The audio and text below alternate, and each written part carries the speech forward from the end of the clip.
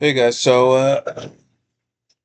to some convos with people in one of my live streams, we were discussing the possibility of um, negative gravity, or the opposite of gravity.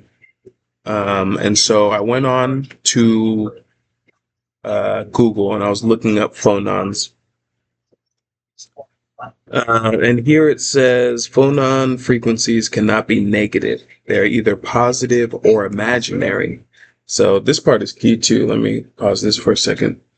It says many codes output imaginary frequencies as negative numbers, but this is a convention that in principle assumes that the user knows that negative frequencies are really imaginary, but which I think has traditionally led to big confusions, particularly for new people in the field. Um, so that's pretty interesting. So that lets you know that as of yet, negative phonons may not exist, which is kind of interesting. So it lets you know that anti-gravity has a lot more difficult challenges than we may think.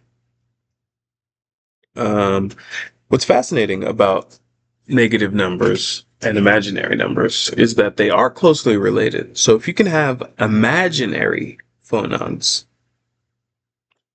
but you can't have negative phonons, that to me signifies something very interesting because we know that imaginary numbers are what? Numbers that are multiplied by the square root of -1, right? Um, or I. So they're a type of complex number. It's just that we don't have a value for the square root of -1, which is interesting. It actually really gets into a hypothesis that I've been developing, which states that that's because there are what we call negative traditionally would be considered a 180. Let's say in terms of rotation, negative would be a 180 from where you're at.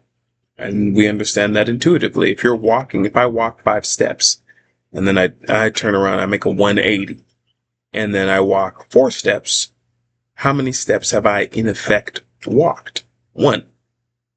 Now the issue when you get into the square root is that you're basically and I hope I'm not wrong on this, but I'm not going to look it up right now. You're basically getting into a 90-degree rotation, right? So imaginary numbers, positive numbers would be going this way. Negative numbers are going this way. Imaginary numbers would be going this way. And this way is not a way that we talk about very much. But the cool thing about that is if you can go this way from this way, if you do it again, you'll be going this way. So how to get the phonons to go that way. Now he explained why that's not a part of our map yet, but that's what I aim to flesh out a little bit more in my hypothesis. So thank you so much. If you're watching on YouTube, go ahead, like, comment, and subscribe. I do talk about science and different things at different times. So appreciate you. Kinyo out.